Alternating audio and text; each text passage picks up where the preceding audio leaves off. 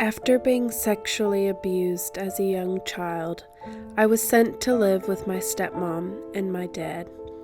My stepmom ostracized me and kept me hidden away in a room, only letting me out to clean up after the family.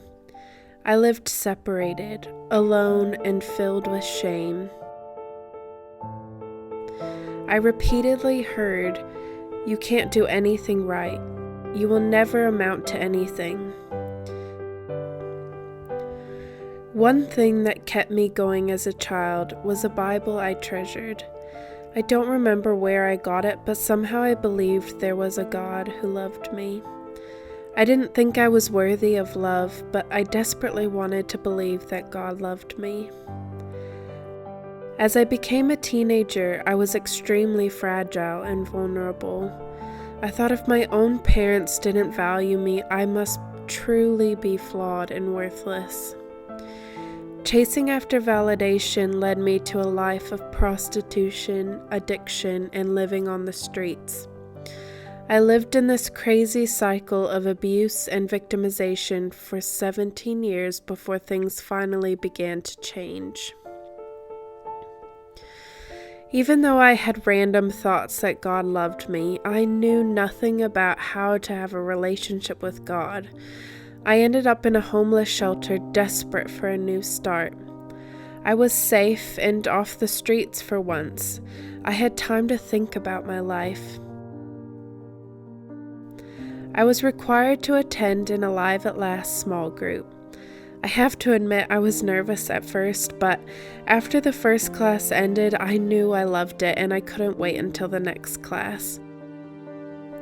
I learned I could choose to forgive my stepmother and be free from the pain for the first time. There was so much trauma. Forgiving was something I never thought I could do. I would think about what Miss Linda, my Alive at Last small group leader, said all week long, and of course I relied on God's help as I worked on myself, because I definitely couldn't have changed my heart without His help. What's next for me? I decided to go to college after the Alive at Last small group. It was Miss Linda who said I was one of the best small group participants because I always did my homework. I found out I'm really good at school. I made it to the Dean's List and into Phi Theta Kappa. Alive at Last helped me get a college scholarship for the fall of 2022. I am really excited to be pursuing a degree in health and human resources. I want to help other women who have suffered like me. I transitioned out of the shelter into my own apartment in April. My whole life has changed.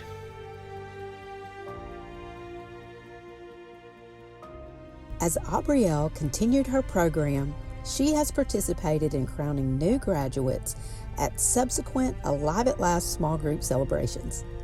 Aubrielle also volunteered at another shelter where she shared openly about Alive at Last.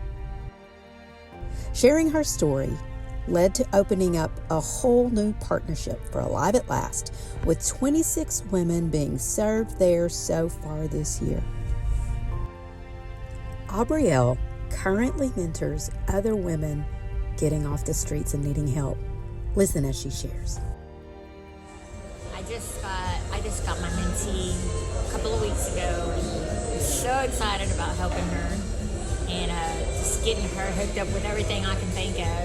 You know, I just say just keep moving forward and don't get stuck on the past at all, because the past is over with. That old person can, completely be transformed, and I'm living proof. And just never give up. Just keep pushing and set your sights high. Go for it. Will you help us expand our program throughout the Dallas-Fort Worth area and beyond, reaching more women like Aubrielle? Help her rise so she can help others rise also. Thank you for partnering with us to help survivors of human trafficking and sexual exploitation live free and discover their God-given purpose.